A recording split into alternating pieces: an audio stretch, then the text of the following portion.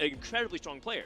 Yeah, 100%. I think Soju is the one player that everybody wanted to see at Worlds. If you could name drop someone, it would have been Soju. And of course, he is in now and has a lot to prove to the community, to himself. But just by making it here, I feel like he's already shown that he can do it. I mean, that's a big part of this, too, is like you just have to stamp that. When a player makes it to a global championship, that already is an accomplishment itself. But there's one more step to make it this one. We're kicking it off with Double 61, who started off with a glove and is finding a belt off of this one, Dan.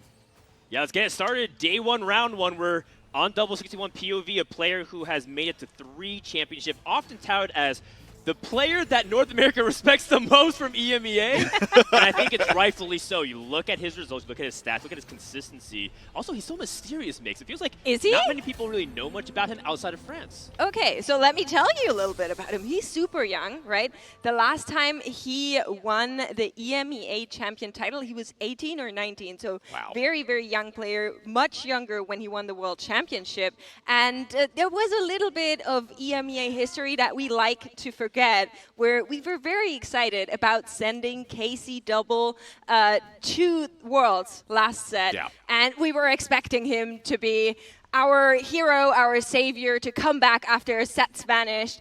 And he got day one. Yeah, the performance on that particular championship wasn't so good. But he said he wasn't going to be practicing with Valorant coming into this one. And so we're jumping over to Day6's point of view, there's something very big that I want to point out about this, okay? Day6 does not post a bunch in the social media stuff. But what Day6 had done is in July, he said he'd be competing on a global stage. Now, I know a lot of players say that, but Day6 just doesn't really say that much in that regard. He hasn't, but the few times he's shown up, he's done really well. We saw him early, for example, in Gizmos and Gadgets, and get that Innovator Extraordinaire Supreme. I'm not exactly sure what title he wants to go for, but here we go already. Oh my God! 2-1 Prismatic Augment, which will shape the entire landscape. I see a lot of specific trait-based ones. I also see some generic powerful augments, but some of the most difficult ones to evaluate are econ-based. Do we take things like Golden Tick in the bottom left for Slooper? He chose not to. He took Cybernetic Implants. There's also some really powerful augments that might be redundant. If you look at things like Assassin Crown, for example, bottom right for Bintum Korea, does he take that? Is anybody else playing potential Dark Flight? Because people will look for that opportunities. And then you introduce with Day6 in top left with 2 really strong augments, Celestial Blessing 3 and Preparation 3. Those are some of the most powerful prismatics you can ask for. I love this feeling, too, when you get all 8 perspectives of this. It gives you that feeling of how much chaos is actually going on in these styles of lobbies. We do have 8 players here. There's a lot to go over in these spots, and so I'm glad we get to take these perspectives and kind of break them down one by one. Absolutely, and I was very excited for it for a second, but he picked so quickly you could barely see it. Shungo not going for the Cursed Crown, which is one of the augments that can give you so much strength, but at such a cost. Yeah. I think Cursed Crown is really high risk, and I think we're at game 1, so no need to take something very risky to start things off with that. However, one thing really I want to call out is Day6 already slammed a blue buff while playing Preparation 3, meaning that he's not going to try to go for something default like a Seraphine Graves water gun composition. A lot of people will probably think about Protector's Vow, try to play off that tier, maybe start going for Z's components. Day6 is a very flexible player. Let's see what he's going to be playing later in this game. Yeah, I do agree with that too. It's kind of unusual to see him have this commitment feeling style of line when you slam that blue buff. Like you're saying, hey, I want somebody who's going to cast a ton as we come into this. Yeah, you might look forward to Lagoon Soam, but that's a really unusual comp to play. A lot of people are down on it. Speaking of a comp that I think is a little bit on the underrated side, we have Swift Shot Emblem Slam with the Rage Blade, which gives My Paradise 2 possible lines. We can obviously go with the traditional Swift Shot line of playing Xayah, Rage Wing, Guild units, have a really powerful late game comp that scales with a ton of stats. The other option would be to go for a reroll Yone composition, and it heavily depends on whether or not My Paradise has that angle. You can see that Yone on the right side of the bench. Keep an eye out for that. Yeah, he's just waiting there, lurking in the shadows to come out and do some slicing. But for now, it has to be the Nidalee that carries this board, and that she will. My Paradise is trying to build out the board strength here. I'm always very excited when I see the Swift Shot Crown, just for the pure option of maybe going into 5 Swift Shots, which just makes me incredibly happy. It's true. Ever since they buffed the late stages of Swift Shot, 4 and 5 switch are actually a huge jump. Speaking of huge jump, Nidalee 2 also brings stability. A lot of people are off the Astro hype train ever since the beginning of the set. Astros have been repeatedly nerfed, and that actually scared so many people away. It's all about Shimmer, it's all about Lagoon. Those are the econ traits you play, but people forget if you have 2-star Astros to get started off, it's just as effective.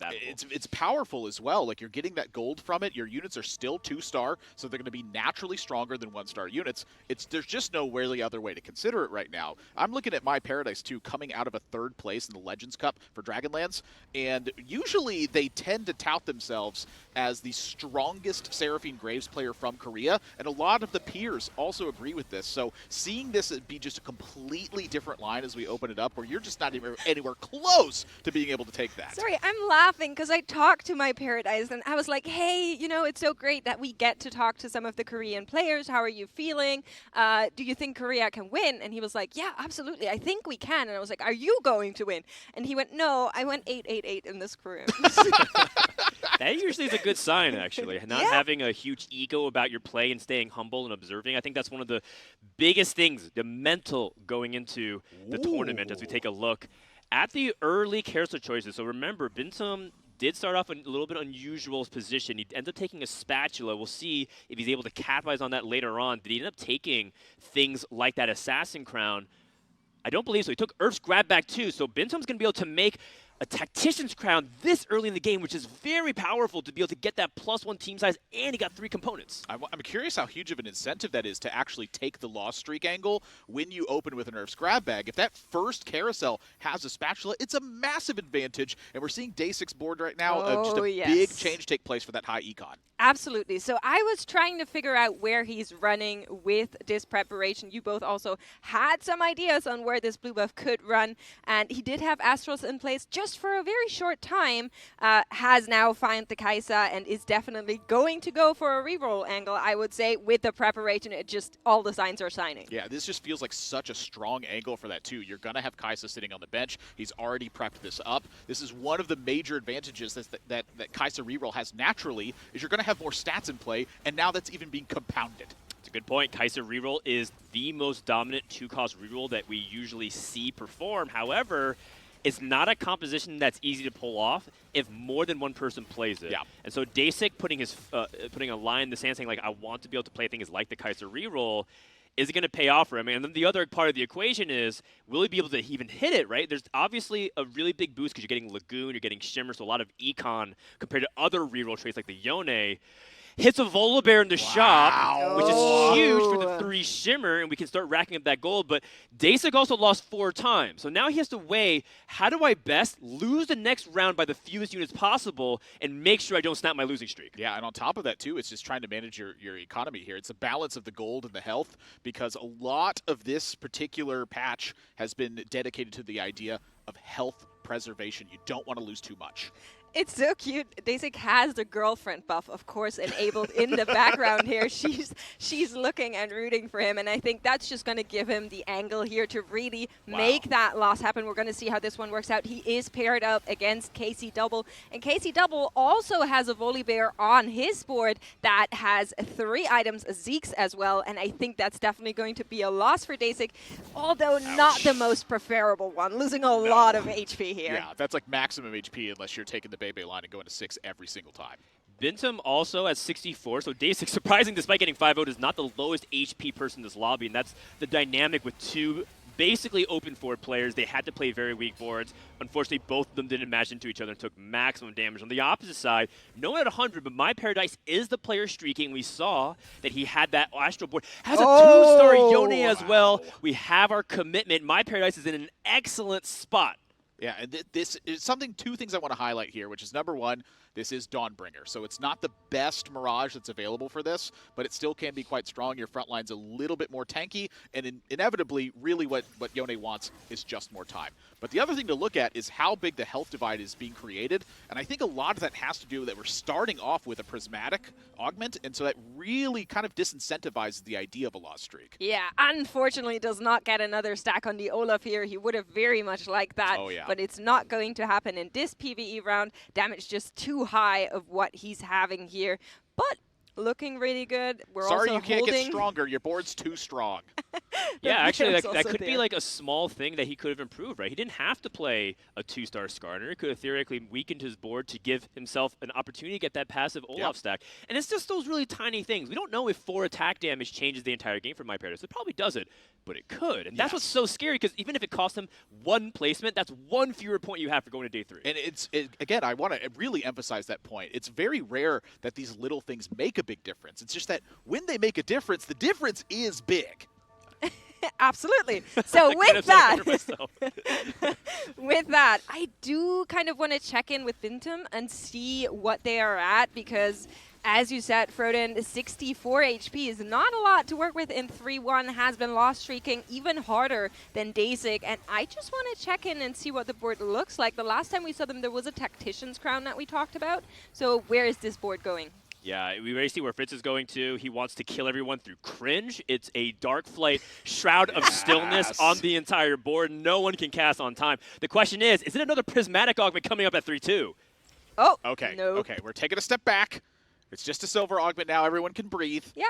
Short break is going to be welcomed by the players. A little low impact. We are seeing Dasik once again taking his time with the Augment choice here.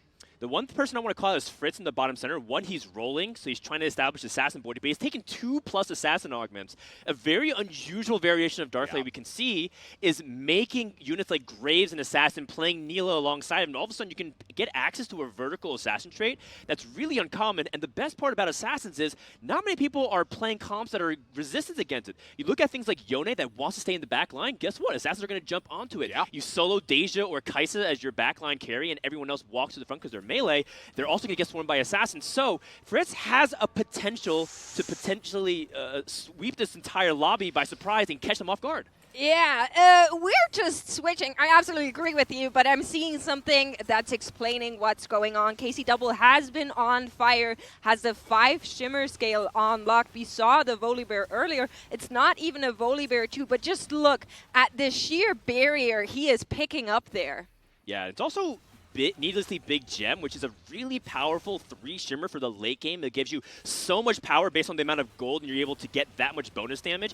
And also having Mogul's Mail giving tankiness on basically an itemless Itis. So at this point of the game, Double 61 is one of the primary players that I'm looking at to win this lobby alongside My Paradise if they're able to get that tempo rolling. But you have to look at other players of how they're going to try to come from behind. You saw Dasik, for example, did end up winning, stabilizing 2 rounds in a row, but players like Bintum has yet to win his first match. Yeah, just now hitting a Jax 2 as well on this one. And I absolutely want to highlight the point of how much gold that KC Double is cranking in right now. Finding this Itis on stage 3 is a massive improvement. The Shimmer Scale items aren't the best, but they're good enough to get the job done. And you don't have to have the best board available in TFT. You just have to have a board that's better than everybody else. Yeah, and better than everybody else is what Fritz is trying to do. Already spent that gold, as we called earlier, is on 25 here, but it hasn't quite led to board strength just yet. He is on the 4 Assassins. The Dark Flights are just not working out as much, but it might turn around here. He whiffed on his roll down. He has a pair of Rengars and has to play a 1-star Aphelios, has what looks like 2 copies of Rel 2, so a very strong imbalance. His front line was a little bit too strong, and his back line's a little bit too weak, or rather his damage is. Kitty cat. Losing this fight is also a disaster. Rolling on 3-2, the purpose of doing that is to strengthen your board's streak for the rest of the stage and have that tempo advantage going to stage 4. Fritz has none of that. Yeah, naturally behind as we come into the carousel right now. There is comeback potential, but again, how much experience can you really have with vertical assassins? I mean, speaking of experience, I think it's exactly the right keyword here. Fritz is one of the players that has very little TFT experience, basically came into the game last set and is now at Worlds. So for me, with Fritz, is not so much about, oh, we know this player does that, but about the acceleration that he will be able to do during these 10 games, because I think he has what it takes. Oh, we'll see. North America has gained a lot of respect for some of the players. Fritz is one of them. They're even talking about how Fritz, they think, is the strongest player from Latin, while some people say Tex Summers, who was also competing in a different lobby. Let's check in with Double 61. This man is rich. Look at him. 53 gold, level 7, has a couple units on the bench, can even hold things too. That just means that he's going to be incredibly strong and likely to go to a fast 9, be able to play for that dragon board. Can anybody take him down? It looks like he did lose one fight, and it's probably to a player like My Paradise who could chop through things like the ice very quickly. Yeah, My Paradise is at least still on fire, so we know he hasn't lost for now. But maybe Shungo can take something down here. He seems to be on a Jade angle. That's not something we see a lot of in recent days. Yeah, Jade is a composition that is pretty straightforward and also has a lot of flexibility with how you play things around you. You don't even have to play Siphon if you want to play just a vertical Jade, depending on your setup, especially if you get the +1 Jade augments. But, you know, Shrinka is supposed to play for tempo. He's supposed to play this composition. He's the one who's supposed to be streaking, bullying the lobby, dealing a lot of damage. But you see, first of all, he lost his fight. Second of all, he's poor. He's at level 6 at 40 gold. Third of all, he has no combat augments, and that's a really big part of what makes this Jade package really strong, when you get things that synergize so well with that attack speed and that healing that's stacking throughout each fight. I also feel like that in a prismatic opening, it really highlights the importance of how those combat augments are going to work. You know, the second one is this is a silver augment. It's not nearly going to be powerful enough on this one. So that third augment, I think, a really big deal for that one, especially from a player that you expect to follow up on these lines. You know, Shunga has a consistent rank 1 in China, and they tend to have their late game strength. Right now, it's looking like this isn't so much of a late game strength, much more of a mid game. Yeah, it's a really good point. Shunga is a player that a lot of people fear, not just because of how good he is from playing from mid or high roll positions, but Shunga is also a player that doesn't die easily. Even if he's down to his last life, he has that capability of building that board and understanding his win condition to be able to win out. Yeah, and we are seeing him meet up with My Paradise here. My Paradise, of course, on that Yone Swift Shot angle we talked about, was able to pick up preparation in the silver augment. It's just going to get a little bit of extra value out of that. With the reroll comp, he is rolling on, has now found the Olaf 2 as well, and it is going to be yet another win for the Korean player. Really big win here for My Paradise to be able to keep that streak going, get that gold, because you notice he has only 3 Yone still. His entire bench was a Twitch 2, extra Jaxes. Where are the extra Yones? So it seems like while he does have the lead, he was not able to stack that Yone count to get it early in stage 4. I expect that streak to be snapped sometime in the next couple rounds. You know, this is a big question I have about this too, is when you're going this Yone reroll, Dan, is how often are you supposed to forego the other units when you're behind on those Yones? How much should you emphasize focusing solely on picking up Yone? It's true. Sometimes you even skip that and just go to level 7, level 8, and just say, I'm going to play Yone 2 and try to play for like a safe top 3, top 4, and that's a valid strategy. But the question is he in too deep? He's rolled so much at 6. He's made another Jax 2 on the bench. I don't know. That's really hard opportunity cost if you've spent so much gold to roll and you hit nothing. Yeah, it's also going to come down a little bit to what other players are holding, so some scouting might be something you want to do. Of course, Shungo currently rolling, so just holding these for now. I'm not sure if he's going to keep them on his bench after that. But we are seeing the overlay from Blitz.gg come in and striking. We just have to call it out. The gold difference in this lobby, as well as the level cliff between these players. Yeah, and you're seeing so much gold get spent on this round as players try to strengthen their board. You're looking at the rolls from the Thieves' Gloves on this front line right now. I'm looking particularly at the Gnar and how much AP you get, which inherently gives you that AD damage. Just look at how powerful this Jade board is when you're not able to crack that front line. And this is a really important round for Shunga because the level 7 roll down commits him to staying at 7 for a long time. This composition is extremely expensive because you need so many tier 4 units. Big damage being built to Dintum again. Shunga needs a strong augment coming in 3rd because I don't think he can top 4 reliably from this position. He's also even chasing things like Gnar 3. What's going to happen? Yeah, what is going to happen? You are talking about it, the Jade. Just, I'm very, very curious where he's leading us with this and where that is going to go. And we're in the prismatic once more. Gonna be another statement augment for these players. 2 players, 3 players got think fast, but I just don't think that's the position that they're in.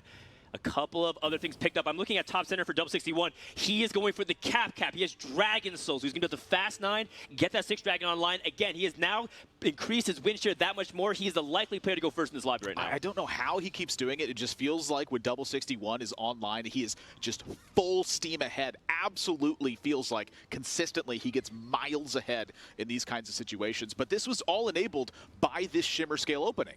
Yeah, and there's an Ao Shin on the board as well. Of course, double 61 Just leveling to 8 early, but I kind of have to name the kitty that's waiting here. And I mean, great direction. I think we can definitely expect this board to do well. But of course, other players will try to get in the way of that. And one of them is for sure Dasik, one of EMEA's best coming in here, did pick up the Exiles. So just a little bit of extra time and extra sustain to keep alive here, but I'm not sure it's going to be enough. Really interesting spot here for Dasik where he picked Exiles and Battle Mage. That means that he can't get full value on both. Or he has to sacrifice one. In this case, he's sacrificing the Battle Mage. You can see lacking a little bit of damage to be able to cut through things. And also, Dasik stuck in reroll hell. You know, we've talked about how, yes, Kai'Sa, if you're able to get the conditions, can be one of, if not the strongest reroll composition in the game. But he's just not hitting at a fast enough cadence. He does have a little bit more HP to play with, as he's at 49, thankfully winning out in stage 3. But you can see, Shringo just hit, Shielyu 2, Fritz has hit, Rengar 2 as well. Other players are now getting their boards online. Things are heating up in this lobby. Yeah, I want to emphasize the call from Dasik there, too, to take the Exiles and get away from the Battle Mage aspect. You're weakening his Silver Augment to strengthen a Prismatic Augment as Kai'Sa 3 gets hit. This is a major deal for Dasik right now. Does he put in the second row, or is he going to continue sacking to get Exile value? Because Kai'Sa 3 has a pretty decent amount of HP when you give her the Dragonmancer buff, so you could theoretically get that benefit from Exiles as well. Chooses to take a safer route, and My Paradise is happy to see that because Yone is a lot safer. Yone, by the way, My Paradise, still stuck on 6 Yones, so the contrast of how the rerolls are going on both sides is showing themselves in this fight. Yeah, I absolutely love this positioning for this specific fight, looking at the Kai'Sa, just ensuring that she's not going to be targeted by the Yone before all the chunky units in the front are gone. She will survive here, and I'm pretty sure she can deal with that route. Woo. You love to see that, and also mentioned that, you know, Dasik is set up here for the basic ideal outcome for this Kai'Sa build. The Infinity Edge, the Jeweled Gauntlet, the blue buff, there's really not much more damage you can deal. Yeah, it's basic Dasik. Just wants to go for the classic crit combination. Also could go for Giant Slayer. Kind of depends on the lobby. Giant Slayer's a lot better against Dragons. So if he knows he's going against Double 61, who will be playing Dragons, he can play for the late game win condition. That's assuming he gets the bow. And he's beelining for that bow potentially, but he's thinking about the glove. Is it going to be the bow or is it going to glove? Oh. And this is great planning. A lot of people would automatically autopilot and say, Jewel Gauntlet, Infinity Edge, that's a classic thing like ham and cheese, but I'm going to go with Giant Slayer because I recognize that the player I need to beat late game will be a player like Double 61 who's going to be going for that dragon. That's excellent recognition from Dasik. Huge macro line. Like, that is like some Giga Brain 5-head stuff going on. Okay. It is, absolutely. We love Dasik. But another player that we love, Soju, currently hit the Graves too. He is on an 8 loss streak. This is not looking great, but he just found something that he so desperately needed in this comp, and that is the upgrade on the Graves. Oh boy. Upgrades. I'll tell you what, when there's multiple 2-cost reroll players, it is more likely that each of them hit as long as they're not taking the same route. I mean, it's going to be really tough. Soju hopes that he doesn't queue up into My Paradise. Instead, it's hit with Slooper. That's Slooper. A late pivot into what looks like to be Zai, or maybe not even a pivot, just something that he's been angling for. Does end up going with the Graves. They can get good angling. A big disarm from Rakan also to stop the back line. This Graves 2 is really hard to stop specifically at this point of the game. The question is, will Soju be able to keep winning after this fight because he can't afford to lose? Well, first of all, he needs to get through that one. In the backline is a Varus, and that one has been stacking up the Rage Blade, but Graves is onto it, and that win seems to come through here. Whoa. But it was not an easy one. That was closer than I thought it would be. Yeah, it's much closer than I thought it would be, but the thing I want to point out there is the Graves items right now. We have a cloak that's just floating on the Graves here. Soju almost certainly is gunning for the Edge of Night in this spot, but that means you're going to have to find an item finder, plus all that gold you're going to commit to the Treasure Dragon to make sure that you find it. Well, he does have a decent amount of gold. A lot of the times, players from this Seraphine Grave spot don't actually have any gold for the Treasure Dragon. But more important than that, Soju needs to win this next fight because he does not want to go down to the teens, having basically 1.5 lives for Stage 5. Yeah, and we are getting some secret intel. Oh, no. I know it's not necessarily for us, but I just spied it. Slooper, the Brazilian player, ex-world player, he has found 2 Shyvanas on bench at 4-6, and he was on that swift shoot angle as we last saw him, so that board could spiral into great strength. Oh, the lack of Edge of Night really punishing here as Graves was not able to get the D-aggro. and as a result loses his fight. Soju's down to 18. That was a critical loss that can end up costing him the chance at top 4. That is a big loss coming into this one. This was not the board you wanted to face from Soju's angle. You're trying to fight those players who are looking at the 9, who are trying to restabilize the board, not the ones who have hit a Yasuo or a Yone 3 and going, I need to move up. It's the Chaos Treasure Dragon! That's not good for a lot of these players, including Soju, because there's not many things that you want to use a spatula on. And he also has that many fewer chances to hit things like the magnetic remover and get the optimal items onto his graves. Oh, goodness. This is a wacky spot.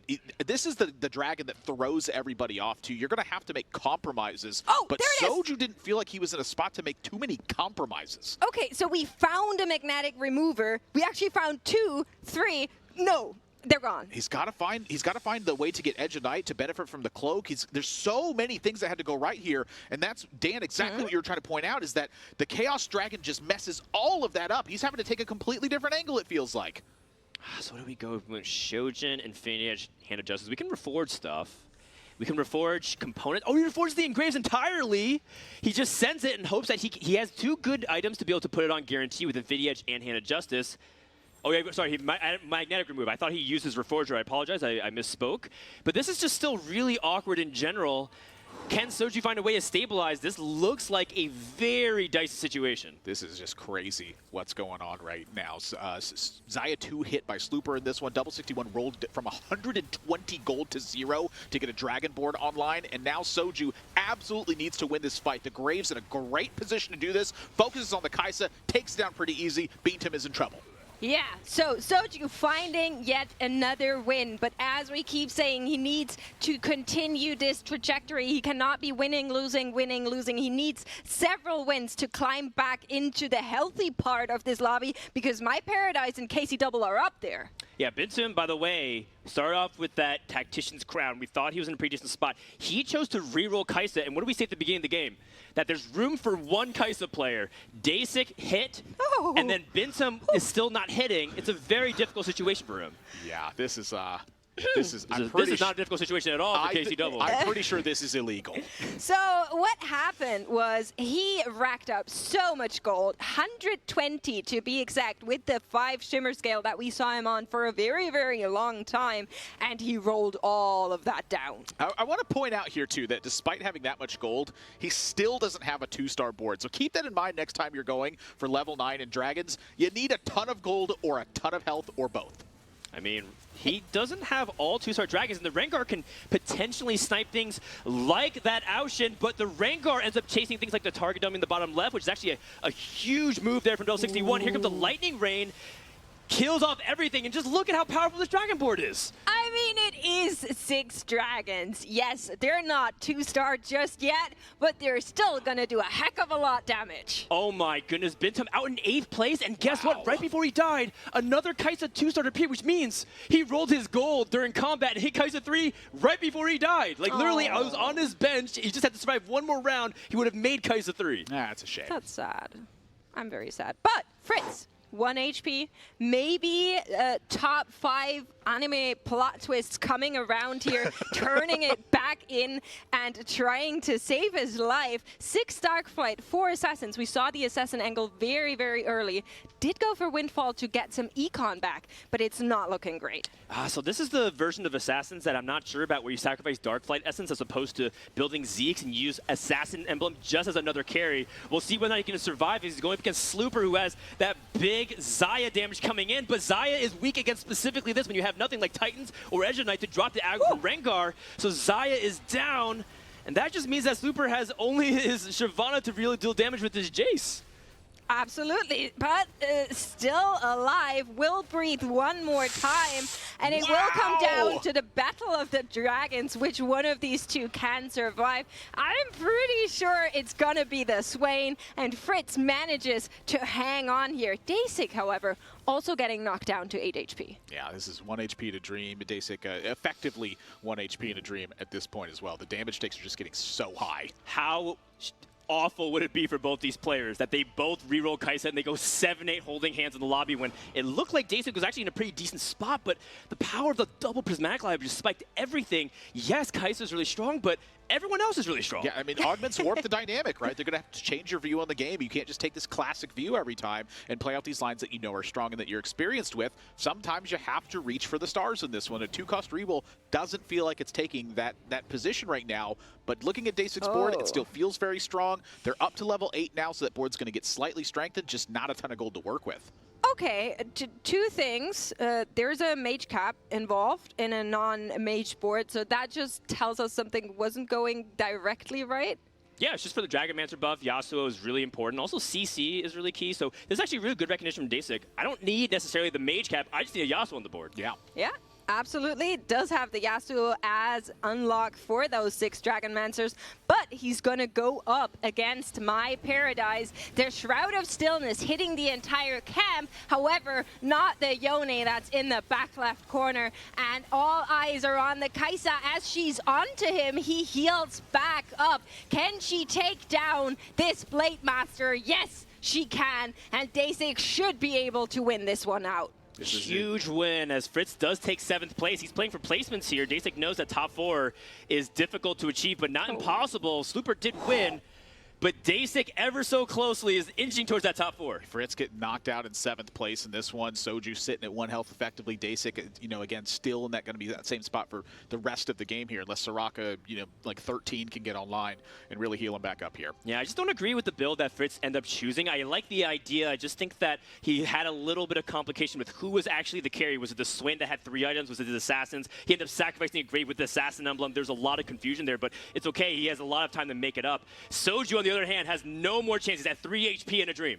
Yeah, and this is, oh my gosh, again, against the, I feel like every time we swap to Soju, he's faced off against the Yone board here, but the Graves is on the correct side for this. You want to take down where the heavy damage is first, and right now, the Pantheon is holding this down well, but the Graves turns to the left. Now, that hold down from Bard could be a big deal. Buying in a little bit of time could be the difference in the world right now. The Graves absolutely soloing this, does not get focused by the Yone. That's a huge win for Soju. Incredible positioning here from Soju to be able to get everything work. Rakan was able to disarm for twice, was able to chain CC with Bard and Zyra. Excellent job by Soju. Yeah, that was really, really great, and he gets to live for another round, maybe can gain something great from what I like to call the treasure goblin here, but Day6 did lose his round, is now also on 1 HP, so both of these players will try to fight and claw to get into those top 4. You know, I'd mentioned that Day6 was effectively on 1 HP, and when you see this actual literal one come up, it gives you such a big understanding of how important those early and mid-game spots can be. Saving 1 HP here could be the total difference in Day6 making it to a top 4, top 3 spot, and just being absolutely knocked out in 6th place. Yeah, very quietly, by the way, we talked about how Shunga needed to find a way to improve his board. Now he's in prime position for a top 3, potentially even more if he's able to preserve that HP. Who is going to queue up and get this double 61, though? That is the big question. Yeah. Every player is just sweating, peepo shaking, hoping, please, not me, double. I need at least 1 or 2 more rounds to top 4. I mean, he's been on a 5-win streaks with that 1-star backline. It's going to be looking stronger at this point. I am not looking forward to facing double 61 right now. No, absolutely not. So let's see where this one goes. Day6 will meet up with Shungo for now. It is going to be the Jade board that we saw so early. Let's see how that Kai'Sa does. In the background, Shroud of Stillness going on to that Soraka, delaying the heal, delaying the sustain that the Jade board needed, but the Kai'Sa is moving around. She's still untouched, and we're swapping over here to see Soju getting eliminated by KC Double. He was unfortunately the one that met the Dragons, and Day6 finding another win. That's so big. Soju took -20. There's just no way Day6 would lose by that much. So an excellent job to pull top 5. This might be where the buck stops, though. He has only 2 matchups. My Paradise and double 61, who again was primed to win this lobby very early on. It's really about who's playing for second. Heads or tails? Heads or tails? It feels like this is a big part of TFT is those variables. Looking at that last fight too, something I really want to highlight is the positioning here from Day6 and spreading out the board. That Shioyu occupied so much time away from the Kai'Sa. I feel like that's what bought him the round. Yeah, we are going to go into the fight first. So let's see if it is going to be the Dragons. No. And Day6 might just meet his fate in this round. Let's see how they do. The Shyvana has been leveled up to 2. The same is true for Aoshin. The lightning rain will come crashing down and annihilate the entire board. The Kaita is only standing here with a Zek in her defense, and I don't think she can do it. Dasik getting knocked out in what could be 5th. My Paradise survives. 4th place guaranteed. Top 4 stands. Yeah, that's a really nice 5th from Dasik. He was contested. There was a lot of awkward matchups that were in the lobby, and not to mention his augment setup was not ideal. And then you also mix in the fact that players like Double 61 is just crushing his way through. Yeah. I'm pretty happy with the 5th there. Yeah, I honestly, like, sometimes the 5th feels like a strong placement in these ones. Because, again, we're not just playing one game and then moving on to the next spot as we get a glimpse of when there's 4 players left. One of the features we're going to be looking at here. But you're playing over 10 games to contest for that day 3 spot right now. That is absolutely a decent spot for Dasik in this lobby. Absolutely. I'm happy with anything Dasik does, you know, true fan club. But My Paradise and Shungo will meet up here, and that could be the end for My Paradise. Hey, this is looking like a pretty tough one right now, but there's not like an immense amount of damage that's crashing in. It's really, can this Yone tear through this and actually get onto the damage here? The Jace is going to be pretty tough to take down, but we have built up a lot of stacks onto this Rage Blade right now, plus we're getting that additional shred from Twitch and from this last one's been sitting here. That Bard, however, is a big deal right now. Yone's getting focused. This is absolutely not what you want to see. Oh my god, the Braum stalled for 27 seconds in this fight. My Paradise is dead in 4th place. And Shungo, the player we talked about, you never count him out with a top 2, putting China off to a great start. Yeah, I mean, I think we're all like secret fans of Shungo, but we also have to name Slooper going down in 30th. Did find the Shyvana 2 earlier on, did have the Xayah 2 online, but it just wasn't enough to keep up with the Dragon board. And to me, what is crazy, the Jade board, we are seeing them here in a side-by-side, and Shungo just has managed to make this board so strong. Is actually going to be reforging here into the Soraka through looking for more bards, but that's not going to work out. His win condition was to go for a 3-star legendary, but he recognizes he can't win this fight. This is effectively a concede from Shungo. He says 2nd was the highest I could possibly get.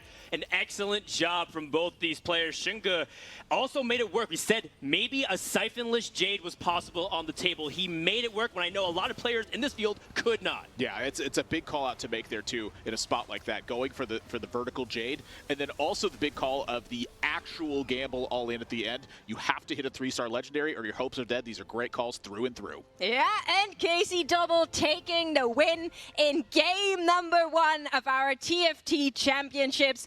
I want to say our champion of EMEA has returned, it seems like. Wow, you say our as if you're representing us as well. Is he I playing for North America myself, too? So. Look, listen, we do that a lot. We actually claim many players as our own. Apparently, there's also people who are here at the Dragonland Championship that were born in North